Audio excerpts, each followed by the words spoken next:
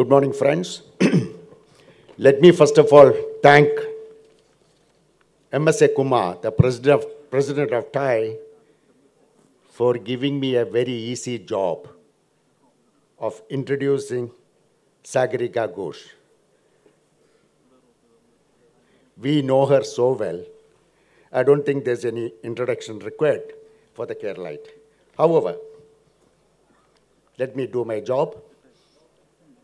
Sagarika Ghose, the reputed journalist, news anchor, and author, is currently consulting editor, Times of India.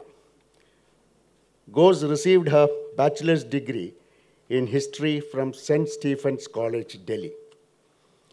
She has a bachelor's degree in modern history from Madison College and MPhil from St. Anthony College, Oxford.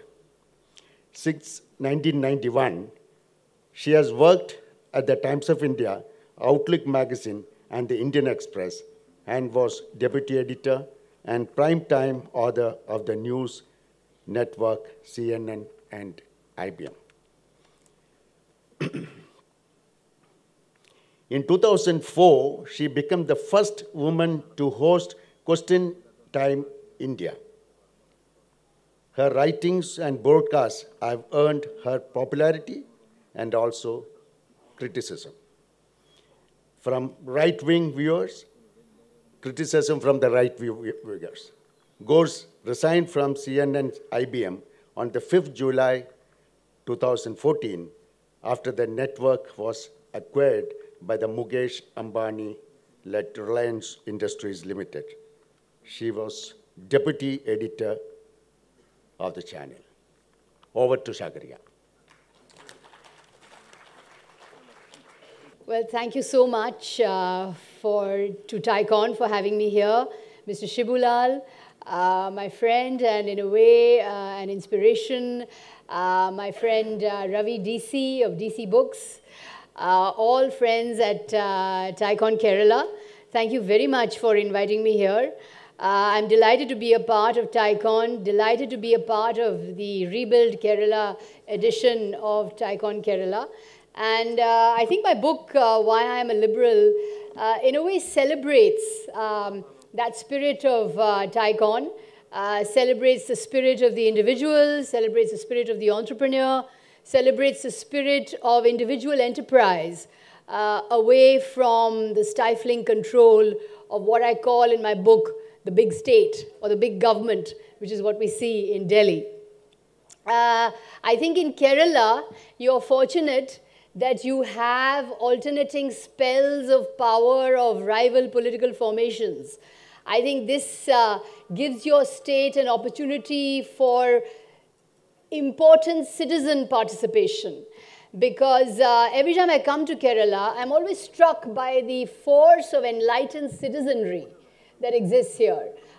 You have a tremendous sense of locality, a tremendous sense of community. When I go to the villages, I find that the panchayats, the village communities, the mosques, the churches, the temples, everyone has a strong sense of community and a strong sense of individual spirit and creating your own welfare at the localized level.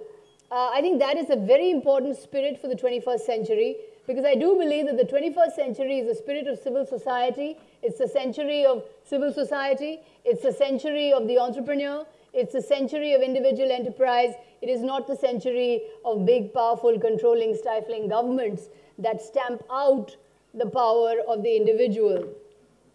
So I think that as an initiative to build entrepreneurship, to build individual spiritedness, to build the individual, and to keep the individual center stage of all development efforts and progress, I think your state is in the forefront. Can we not think of a new role for the government? What is the role of the government in the 21st century?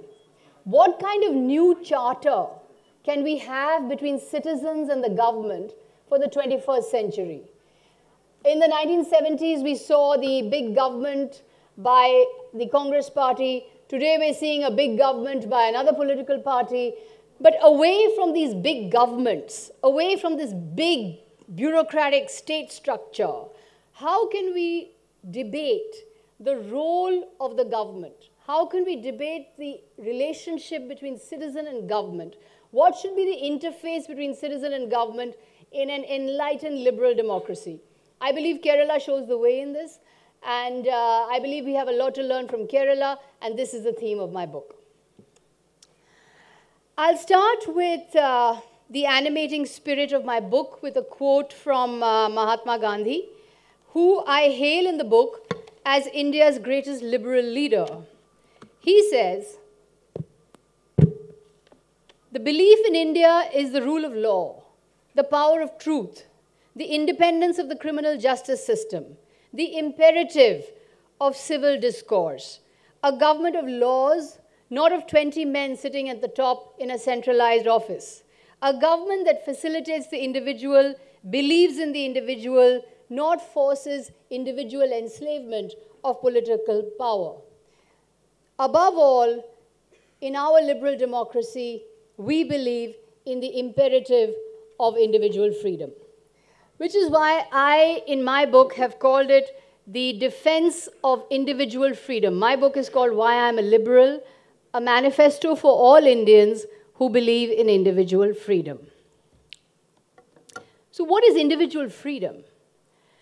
Do we have today the right to eat what we want, to marry who we want, to read what we want, to write what we want, to say what we want, to think what we want, to go where we want, to not be under the surveillance of the government, to speak our minds about policies we disagree with, to dissent, to disagree? Do we have any of these freedoms today that are taken for granted in a liberal democracy? I would say these freedoms are under severe challenge than ever before in India. On 8th November, which incidentally is my birthday, on 8th November 2016, demonetization was announced. The Prime Minister appeared on screen and said, 500 rupee notes and 1,000 rupee notes are now illegal. Bang. Kapow. That was it. No questions asked, no dialogue, no stakeholders. Doesn't matter what happens to your livelihood. Doesn't matter what happens to your business. That's it. The government's taken a decision. Bang. Now, this to me was the power of the big state in action. Government power wielded with tremendous authority and influence over the citizen. Is this right? Is this not an infringement of my fundamental right to decide whether I want to use cash, whether I want to use credit card, whether I have the right to be informed of a decision that is going to take a toll on my business, my livelihood, my life? I have no right to be even informed. You know better than I the toll this decision took on small-scale industry, on small-scale entrepreneurs, on the informal sector of the economy. I don't need to give you the facts and figures of that. Those are available in the public domain. In May 2017, all trade in cattle banned. Nobody can trade in any cattle for any cattle slaughter. Banned. Any questions asked, any dialogue with stakeholders, any chance at any kind of interaction with the government on before this policy, after this policy, what were citizens supposed to do? What were they supposed to do if they ran leather industries? What were they supposed to do if they ran dairy industries? What is a Kisan supposed to do if he has a cow that he wants to sell in a time of emergency? I have been to villages where for the Kisan, the selling of a cow is like an insurance policy. Is he no longer allowed to sell that cow? Is he no longer allowed to trade? What happens to the poorest of the poor who are working in leather, who are working in dairy? No questions are to be answered. This is the government policy. Bang. Again, the power of the big state. Anyone raising slogans at a university, anti-national, you will have sedition cases against you. Author Arundhati Roy, sedition case against her. Scholar Ashish Nandi, sedition case against him. T.M. Krishna, recently asked to perform by the Airports Authority of India, was attacked on social media as anti-national, and now his concert has been cancelled. The entire event has been cancelled. Do we not have the right to make music? the way we want? Do we not have the right to listen to the musicians we want? Do we not have the right to engage in the kind of entertainment we want to engage in? Again, the power of the big state. Yet the Constitution of India places individual liberty at the very center of India's liberal democracy. Gandhi was a devout Hindu. He was a believer in cow worship. He did not believe in cow slaughter, but he did not seek to use the agency of the government to impose his own personal ideology. None of them did. The Freedom Fathers recognized that my individual freedoms end where yours begin. We want the rule of law above all. We want individual liberty to be at the center. So I may believe in vegetarianism, but I can't impose vegetarianism on you as a state diktat. I may believe that you shouldn't have extravagant weddings, but can I impose that on you as a diktat of the government? I cannot. Governments have to believe in the common good. Governments have to believe in individual rights.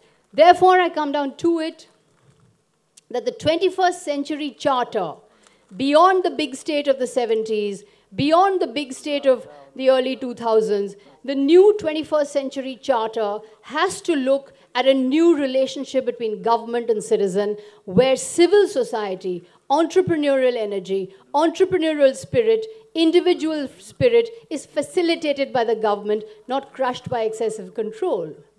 TiE developed in California, far away from the government. It did not happen under the aegis of Washington, D.C., under the gaze of the government. It actually happened in California, where the hippies and the student protests had created a culture of anti-establishment free-spiritedness. Economic diversity, diversity in the economy, freedom in the economy, adventurousness in the economy, innovation in the economy has to come when adventurousness, diversity, and freedom is allowed to flourish in society. If you clamp down on society, if you clamp down on the mind, if you clamp down on the ability to agree or disagree, how can you have diversity in the economy?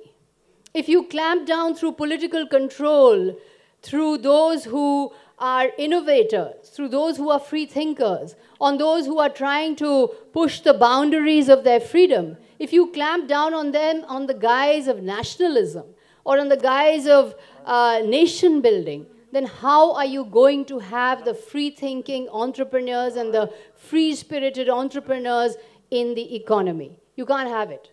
You cannot have economic liberalism and economic free-spiritedness unless you have social liberalism and political liberalism. So in that sense, the receding of the state, the receding of the government is very important in order to build this new liberal democracy for the 21st century. Mr. Narayan Murthy once told me in an interview that the problem with governments in India is that they have a controlling mindset. Of course, governments need to regulate. Of course, there needs to be strong regulation. And as you have in Kerala, I think the government has gone out of its way to facilitate and to encourage and to build the individual spirit. But this is an exception. It does not exist in other parts of India. It exists in a very limited way in other parts of India. Therefore, governments must get out of the controlling mindset and must move towards facilitating the individual. This does not mean that we are arguing entirely against the role of government. But when I say the role of government in the 21st century, I mean a role of government which is focused on delivering infrastructure, focused on delivering welfare, focused on delivering health and education on a war footing to citizens to enable the individual enterprise and individual spirit to flourish. So the democratic welfare state remains an ideal. The democratic welfare-oriented government remains an ideal, but not a government that interferes in culture, that interferes in education, that interferes in society, that decides who you should marry, who you should fall in love with, what you should eat, what you should drink, what you should wear. That is not the role of the government. That is why the liberal stands for limited government, rule of law, robust institutions, and a freedom for the individual. Above all, individual liberty and freedom for the individual. What is Hinduism? You know, we have this notion of Hindutva, which is being discussed.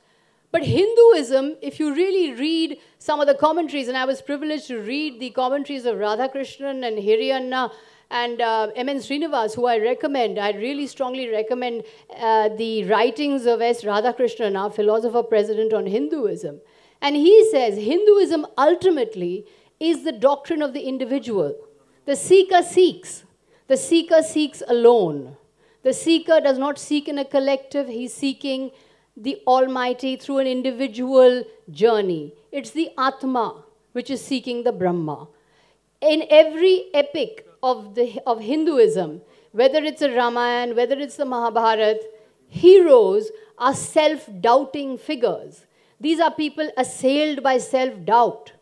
The Bhagavad Gita is a book where Krishna has to convince Arjuna through the power of argument why he should go into battle. Can he just give him a diktat? Go into battle. I'm telling you, I'm the divine person. You need to go into battle. He doesn't do that. He argues. He reasons. Even divinities in Hinduism, says Radhakrishnan, have to argue. They have to convince. They have to have the power of interrogation. Which is why Hinduism has never needed political protection.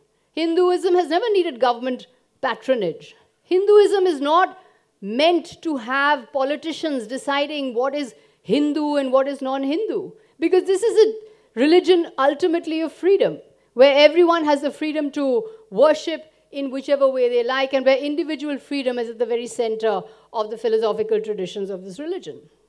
Therefore, I believe our traditions of liberalism are very, very strong, very deep. What is happening to liberal democracy? All over the world, we see the rise of what Harvard University professor has called democratic authoritarianism. These are leaders who have come through the democratic process, but have turned into adversaries of democracy. Democracy or liberal democracy is not majority rule, because majority rule does not protect the individual, because the individual is the smallest minority. In fact, democracy is about respecting the rules of the game, the institutions, the norms, the means rather than the ends. But whether you have a Vladimir Putin in Russia, or a Jair Bolsonaro in Brazil, or you have the rise of a Recep Erdogan in Turkey, or the rise of our very own strongman leader in India, we have the rise of what is known as democratic authoritarianism. Now, this is an authoritarian leader who is a super powerful executive. No institution checks him because he enjoys the mandate of being beyond institutions. This is a disaster for individual freedoms, because robust, functioning institutions, parliament, judiciary, civil service, executive, fourth estate, media, these are necessary checks on rampaging political power. Unless political power is checked, and Gandhi was prescient on this, that unless political power is checked, violence is normalized in society. Violence is inherent in a massive state. When a state is huge and a government is huge, it tends to normalize violence. What is violence? Coercion of citizens, harassment of citizens, empowered mobs ruling the roost, citizens being deprived of land, citizens being deprived of property, citizens being told what to do, citizens being dictated to, lumpen gangs who are roaming free because they enjoy the power of the government, or they enjoy the power of political patronage. In Delhi, if you had an event like this and a goon squad came in and said, "You're an anti-national, I'm disrupting this meeting and I'm going to burn the hall," you're powerless. What can you do? To who will you turn? If you have such tremendously powerful goon elements who are patronized by the powers of the day, to whom will you turn? Therefore, it's extremely important that the power of a rampaging executive and the power of rampaging political power is checked by vigorous and functioning institutions. It's been very educative for me to learn about the many liberal thinkers, the many thinkers in India who have passionately spoken about freedom. You know, the Bhakti movement in the 15th century was about individual freedom. It was about individuals rising against the power of the priests and the power of the clergy and insisting on an individual union with the divine, on an individual union with the Almighty without the authority of the priests. There have been the thinkers of the early 19th century, Raja Ram Mohan Roy in Kerala. You've had the great thinker Narayan Guru, who was, of course, the inspiration for Periyar. And Narayan Guru's, again, belief in individual enlightenment, individual questioning, individual descent to the powers that be. I believe this is part of a very deep, homegrown, traditional liberalism which we have in our society. India's soul is liberal. India's soul is about individual freedom. Vivekananda said, the Indian will put up with everything. He will put up with poverty. He will put up with deprivation. He will put up with terrible forces of nature, but he will not put up with anything that threatens his mukti. The mukti of his Atma is something that the Indian will never put up with. So the iconoclasm, the desire for freedom, the desire for individual expression has always existed in our country, has always been a tradition in our country. So how can anyone say that under the guise of nationalism, this important freedom, this important individual spiritedness is going to be taken away? How can that happen? I want to talk to you a little bit about C. Rajagopalachari, who, again, I believe was the founding father of Indian liberalism. As you know, Rajagopalachari founded the Swatantra Party in 1959 because he believed that it was important for the liberals of the time to speak out against the power of the big government, to speak out against the power of the state. It is important that the individual talent and individual will gives expression to its own self without having to cringe and bow before politicians of every hue.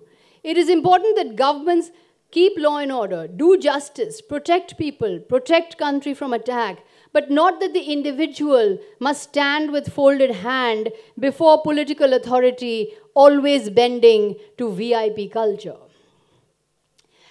B.R. Ambedkar spoke about the urge in India for bhakti.